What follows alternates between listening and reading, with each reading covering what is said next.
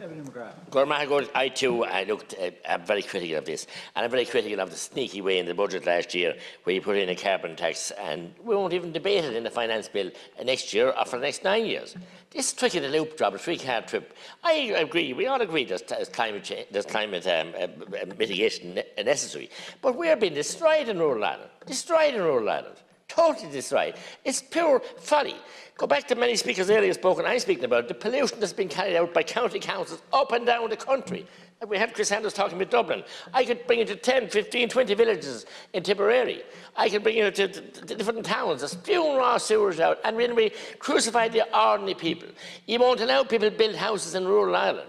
You're trying to drive the people off the land. We see the young farmers now, and I support them wholeheartedly. They were encouraged by government, encouraged by Deputy Bruton's government, encouraged by Teagasc to up their game and production. We have the cheese plant in South Kilkenny, and we have Antashka.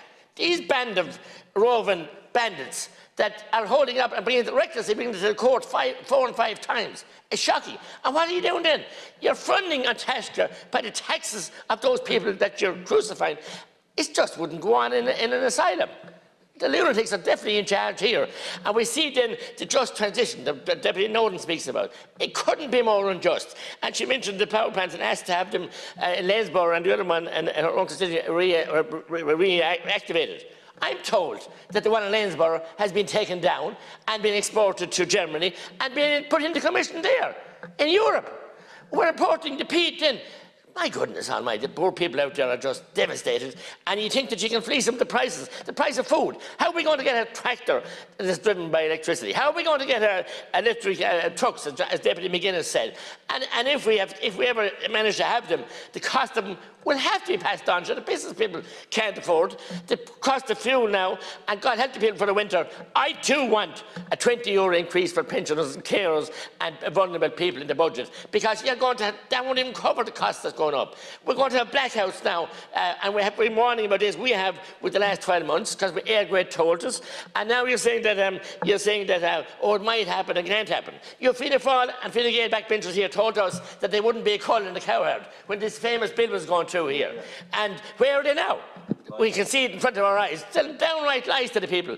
Are they so stupid themselves that they won't even question the fact of what they're being told? Propaganda and spin. Deputy, sir, you can't say lies, and you know. But that's what they said. Well, I prefer if you withdrew and used other language. Well, most basic untruths. I mean, are they asleep at the wheel?